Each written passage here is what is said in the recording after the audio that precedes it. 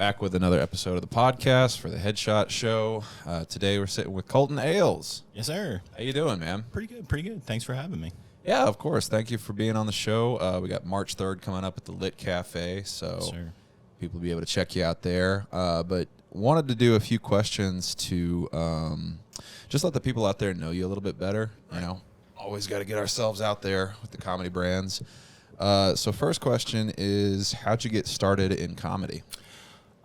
So this is actually an interesting to me kind of thing. This summer, I kind of always wanted to do stand up.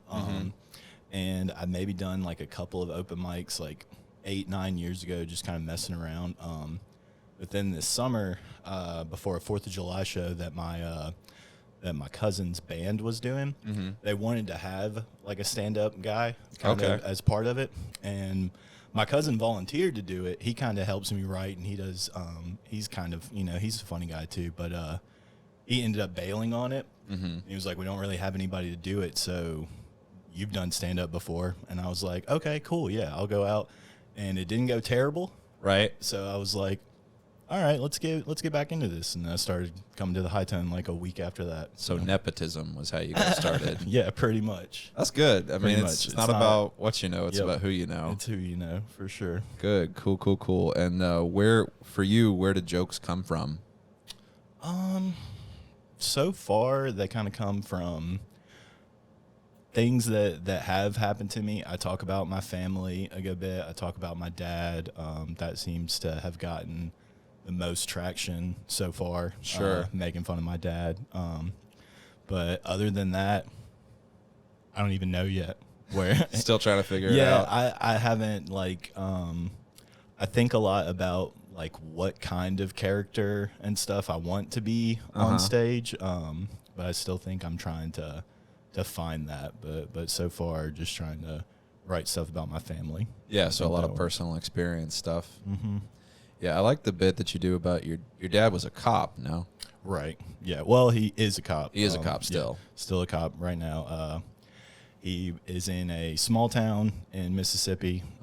So not really, he's never really like, you know, done anything big as far as, you know, in the cop world, I guess. I don't know what I'm talking about right now. That's fine. Well, what about your mom? Like, I never heard her. Is she around or? Yeah, she's around. She's actually she's a big supporter.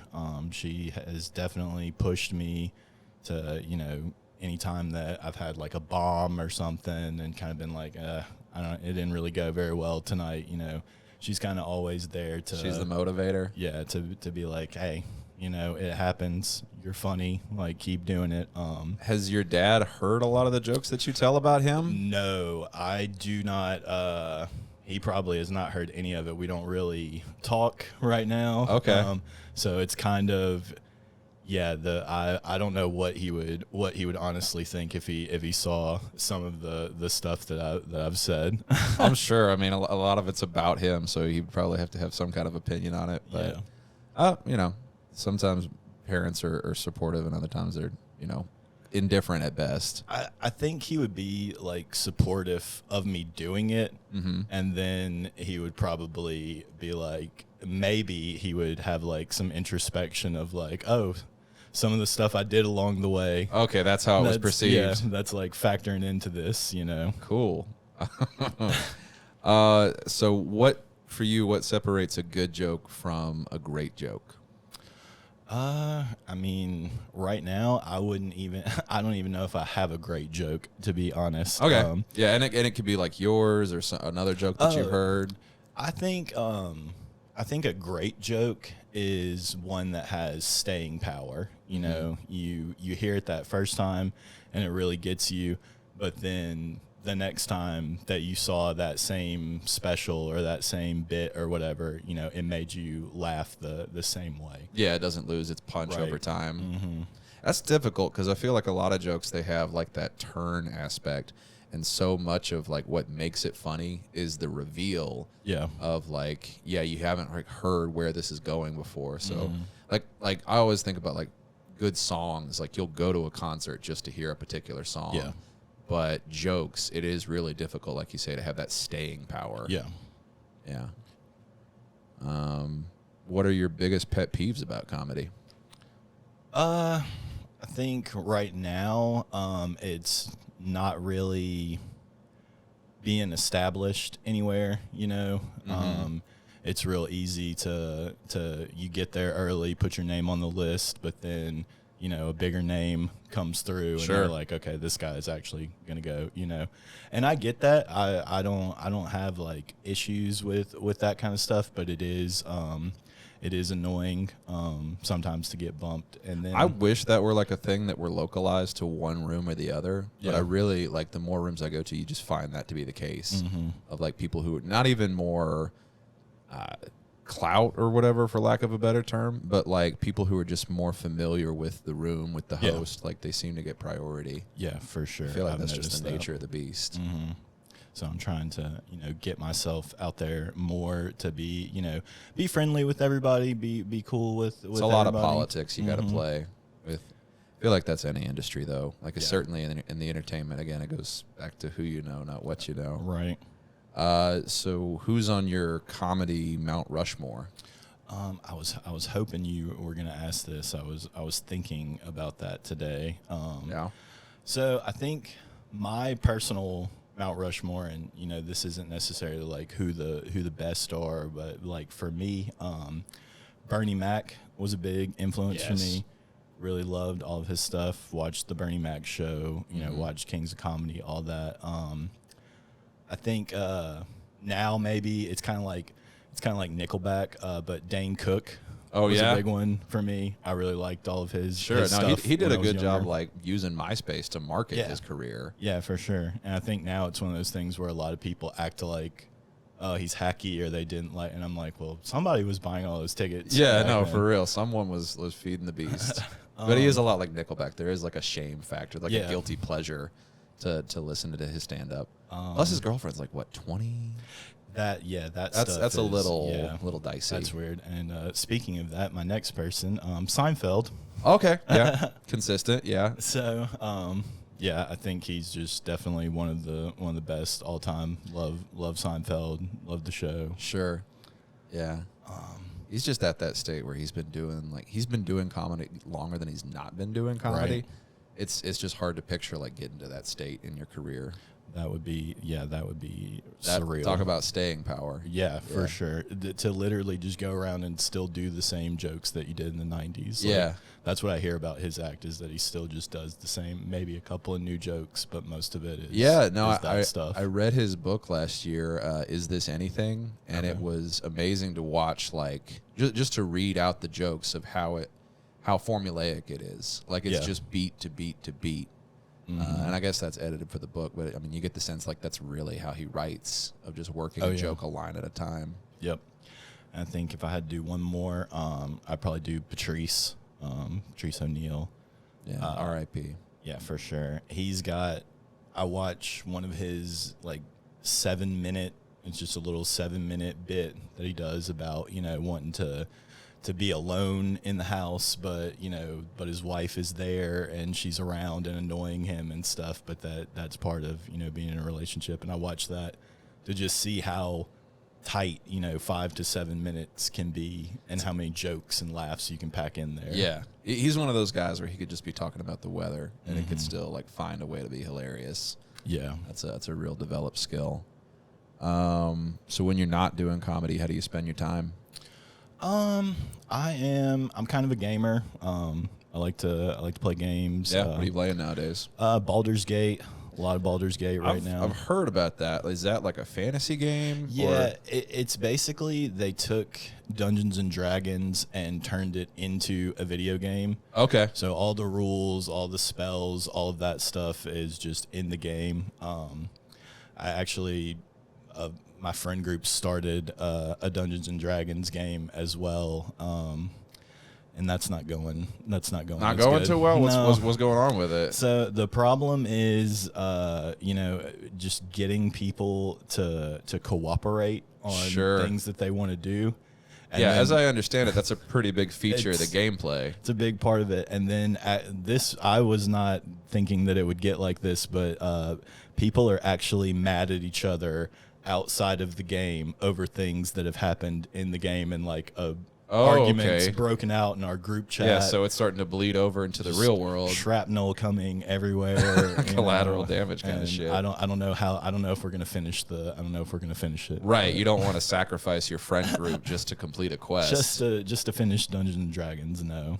I've never played Dungeons and Dragons. Like, I get the sense that it's a lot of like acting out and improv shit. Yeah. Is that pretty accurate? Because you'll have one person who's like they're the dungeon master, so they're like running the game, and they'll tell you, all right, you're coming up to a field and there's, a dead horse carriage, and it looks like, something's happened here. Like, what do you want to do? And then somebody's like, I want to go investigate, or I want to do this. And that's just causing huge rifts between you and your friends. How to handle the dead horse cart. Yeah, there were some wolves that were locked up in cages, and someone wanted to save the wolves, and somebody else wanted to just keep going, and then now we're like split, and there's like part of the group over here and part of the group going to do something else, and I don't know if we're gonna play again. Okay, so at least you have Baldur's Gate. You can play that solo, I'm guessing. Yes, you can play that solo. And do you get to like pick your class or whatever? Yeah, you can pick your class, pick your race. So what are you? All that good nerdy stuff. I'm actually a bard. A bard, okay. A bard. Shakespeare. Yeah. I like to just hypnotize people with my music. Sure. Yeah, that's a fun place to live. If you could bring a fictional character to life and hang out with them, who would it be, and what would you do? Oh, man. If I could bring a fictional character to life, what would I do with them? Man, this is not one that I was prepared for. That's good. Those are the kind of questions I like to ask. Fictional character. Let's see. What's like one of the most recent?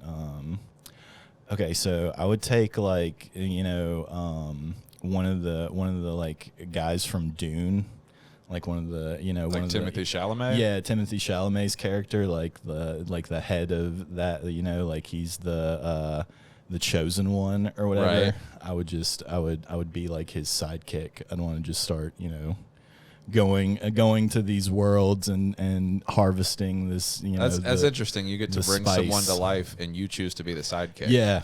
Yeah, I'm not I don't want the pressure of being the main character. Right, that's too much pressure. I don't the want main character energy. But you get someone who you can just like follow around and help them with their quest. Exactly. That's cool. I think I would do that. Yeah. Just dunes in the brain from the popcorn bucket thing that's going on. Have you seen this? I have not seen Dune. Oh, you haven't seen Dune? No. Oh, okay. So in Dune, there are these like giant sandworm things. Okay. They're part of the story. And so for promotional material for the second one, they have made a popcorn bucket that's basically like you're putting your hand into the mouth of the big Okay, so the bucket looks like the sandworm. Yeah, and it also just looks like a big gaping asshole. My God.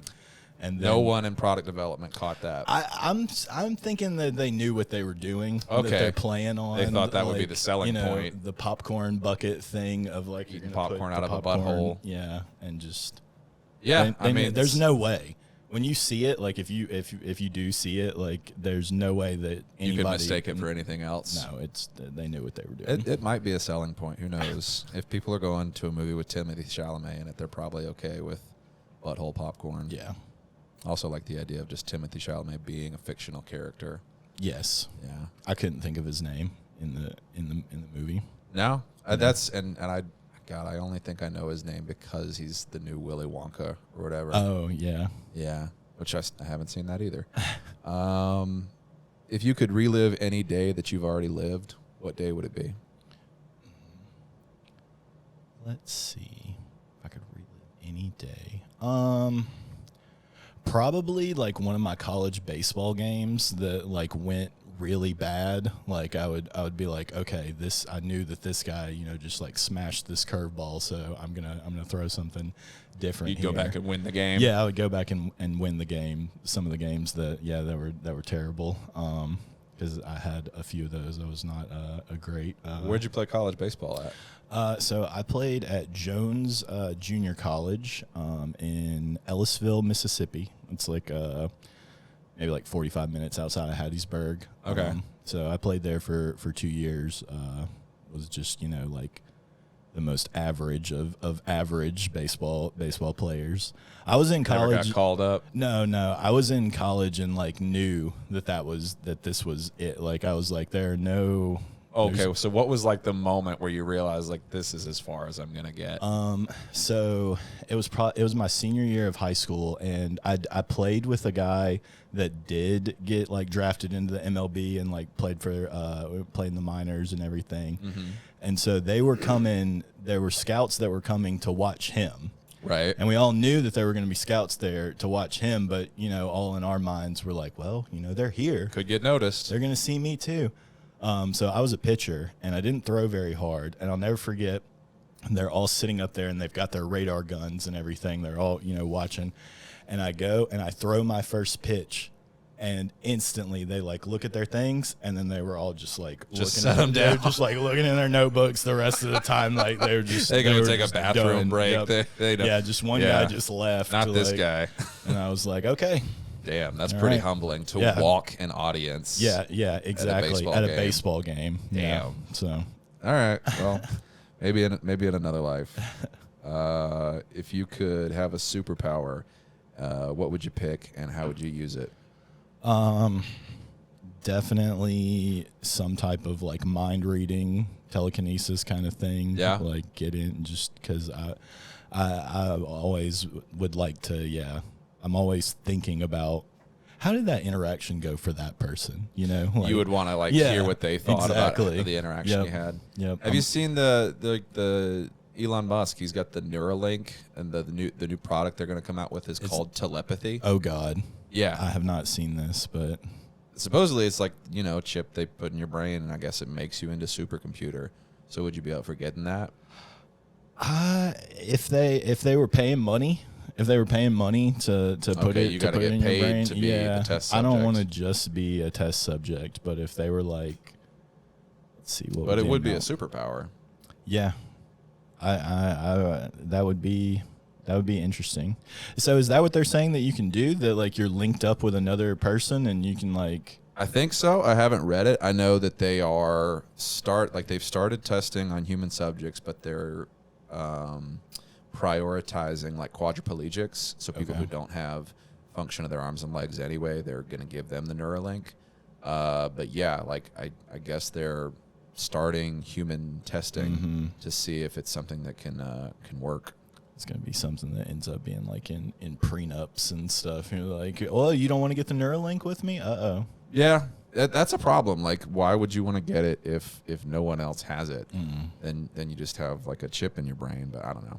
I don't think I would want to get it irregardless. Even if I was like the last holdout, I don't think I would want to get a chip in my brain. Yeah, and now that I'm thinking about it more, I don't think I want Elon Musk to put the chip in my brain. Oh, you would trust another billionaire? Maybe. He's all talk, no walk for me. Really? Yep. I'm still waiting on the tunnels. I lived in LA when they were first like starting the tunnels, and there were so many people that were just like, "There's never gonna be any tunnels." When were you out in LA? I lived in LA from 2015 to 2017. Okay. I wasn't like doing anything out there. I was just living. And then it got really expensive really fast. That's what I keep hearing about LA. Yeah. It was fun. Do you have any goals for the year ahead? As far as like comedy goals, just comedy goals, personal goals, read more books, whatever it is. Read more books, definitely. I always tell myself that every year. I'm like, I'm gonna try and get back into just like turning my just like getting off the screens and just like winding down. But it's definitely hard. It's a task, man. You get sucked in to the algorithm. Then like for comedy goals, I think I'm starting to feel like maybe try and go somewhere outside of Memphis and try and go up some places. My sister lives in Nashville, so Nashville's a good scene to check out. Yeah. They got a lot going on. I've seen that it's growing. That lots of people are saying that it's growing. So go just like crash on her couch for a week or two and try and hit some spots over there. Yeah, man. If nothing else, like go to Zany's and see a show. Yeah. Like I went and saw Joe List there over the summer, and I love Joe List. It's cool because like I don't know, being in Memphis, I haven't been to Chuckles, but you know there's a lot of like touring acts that come through. Yeah. And that's really like the step up that you have from the shows at bars and stuff we do.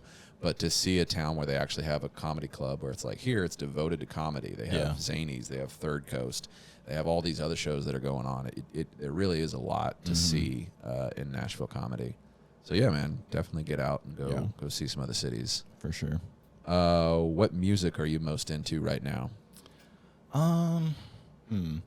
Right now I'm listening to a lot of just random stuff on Spotify. I have a friend that I'm like, send me your playlists. Like I don't want to curate them myself, but they have good taste in music. Yeah, well, he's just like up on new stuff, like just newer things. Like he'll send me. They're called Staying Current, the names of the playlists. But like one band that I've been listening to a lot, they're called Geese. Yeah, Geese. It's just kind of like it's rock music, kind of country rock, maybe like a little bit of that. But I haven't seen that they've like blown up big. Like they've got like hundreds of thousands of Spotify listeners and stuff, but they're not like a world tour band or anything like that. Yeah, still kind of localized. I've been listening to a lot of them, and then just like current hip hop, just different. I was gonna guess. You seem like a hip hop guy. I do like hip hop. I'm a big hip hop guy. Old hip hop. I like Lil Wayne, T.I., all that kind of stuff. Southern rap. But I do try to stay up with the youths too. Yeah. Now I've heard of the band Goose, but now I got to check out Geese. Yeah. I guess that's a side project. If you could have one meal with no consequences, what would it be? One meal with no consequences. I mean, I feel like I do that every day. I have all of my meals with no consequences. No thought for the future. Okay. Yeah. That's the way to live. Yeah. Oh, man. Okay. Yeah. Cool. So I guess what's your like perfect meal then, or last meal if you want to be morbid with it? Yeah, when I'm a big steak guy. That's when if I want to spend some money on a nice meal, like that's what I'm gonna do. That's a good go-to. Just get a nice fillet, because I can't cook You it. do filet? Yeah, I go ribeye. Okay, I like a good ribeye too.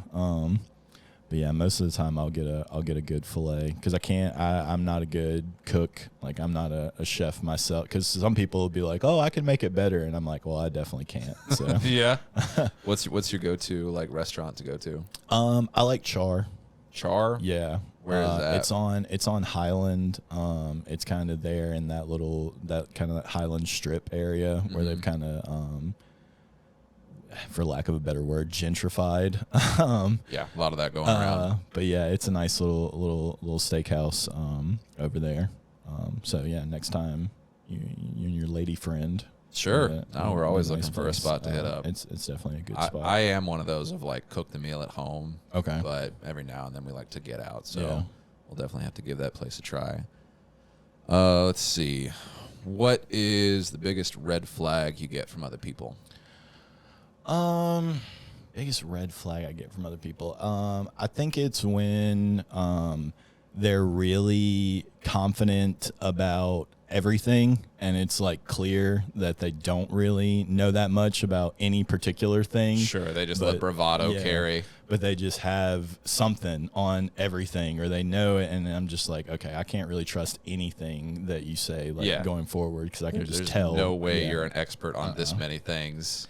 So yeah, that's just when I can tell somebody's lying, or when they're just when I know maybe I know more about a subject or something, and and they're talking about it like on a real surface kind of level, but with an air of authority or something about it, like that annoys me. Yeah, I was gonna ask how can you tell when people are lying? Any psychological tricks? I mean. I don't know. I've always just feel like I have a good read on people. I'm kind of I was about to just call myself a liar. No, I spotted if you got it for sure. But yeah, I've kind of I wasn't like a compulsive liar when I was younger, but for some reason you did lie. I did like to lie. Like Really? There was something about, like, I don't know what and I think maybe this is why I like telling jokes and stuff too. It's something about like getting somebody to believe something that wasn't. But then I would almost always like tell them, like the cringe factor would like get to me that now I've tricked them. Eventually you'd have to be transparent. And now I want it to be over, like that I'm not tricking you anymore, but like that little bit, like when they're just following along and like believing me. Yeah, no, there's definitely a rush of like deceiving someone, like making them believe something that's clearly preposterous. Yeah. Is there a lie or anything that when you were younger you told that like stands out in your memory? Yeah, I'm actually trying to turn this into a bit too, because when I was in kindergarten, I would for some reason, I started telling my mom that I was playing checkers with the principal every day, that I was getting called out of class and going to the principal's office and like playing this daily game of checkers with him. And I have no idea. How old was this? This is when I was in kindergarten, so I was like 5, and I've got no idea why I was doing it. But then, my mom is like at open house, and she's like talking to my teacher, and she's just like, it's so great. I'm just hearing about, the principal takes time to, play checkers with the kids and stuff. And the teacher's just like, what are you talking about? Yeah. Well, what possible motive could you have for that? No idea. Oh, how can I impress mom? Like, I know my report card's not that great, but I got a relationship with the principal. She thinks I was like, that I was bored, like, because I was kind of like an advanced kid in school and stuff. So she thinks that I was just like, so bored at just in class that I just like that my imagination's just like run, and because like that's what she would she'd be like, what did you do at school today? And I guess 5-year-old me just didn't want to say sat there and like played with blocks and just didn't do anything. But I'm trying to turn it into a bit where like it's all innocuous and everything, and the teacher doesn't know, but that my mom just like starts thinking that like the school's covering something up, like my son's not lying to me, like I know that I know there's checker games going on. I know that they're playing checkers with him. He's getting ready for state championships. God. That's a fun. So it's an election year, 2024. If you could put together your dream ballot, who would you put on it? It doesn't have to be politicians or just like... Yeah, no, because it definitely wouldn't be politicians. Good, dream big. Yeah, let's see. Who do I think would actually get something done and help? Because like so many people are like, oh, The Rock, and I'm just like, no, not the Rock. No. They hated him for coming back to WrestleMania. I don't think they're going to vote for him at the presidential election. People are so upset about that. It's got more like dislikes than any video recently. I've been seeing that. Like, despite not watching professional wrestling, I don't think I've been this invested in professional wrestling in the last 20 years. But yeah, now it's because like, our entire childhood is just like coming down at the seams. Just everything. Well, Vince McMahon, obviously he's out for being a monster. Oh my God. And then they come out and they're like, oh, Brock Lesnar, he's out too. And they're erasing people from video games. I don't know. It is another one of those things of like it's like Star Wars. They made that shitty from our childhood. Now it's wrestling that's going to be made shitty. But presidential ballot. But let's see. I don't know why just like Oprah is popping into my head, that like Oprah would be really good. She'd definitely get some votes. Yeah, so I would put Oprah up there. Oprah would be my top, and then so she's the prez. She's the president, and then who would be a good running mate for Oprah? Who would be a good running mate for Oprah? Jim Gaffigan.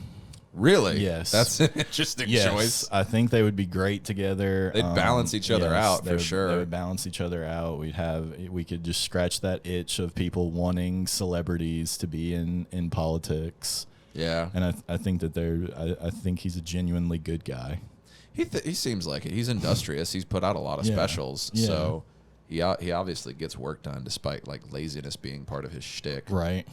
I think he would be good. So Gaffigan.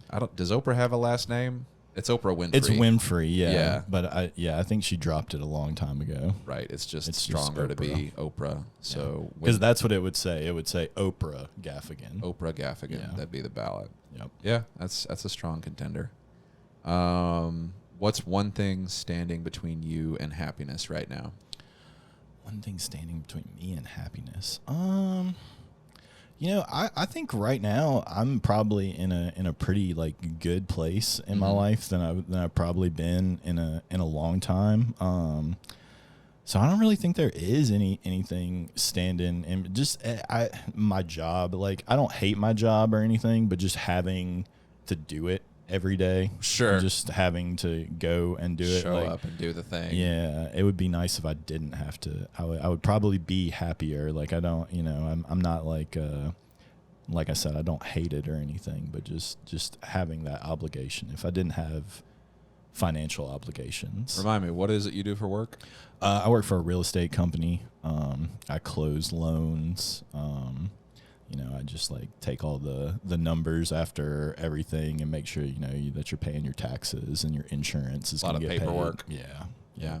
So make sure everything gets signed. So if you didn't have to work for money, what do you think you would be doing instead? Probably right now just trying to do more, write more, do more comedy stuff, travel more.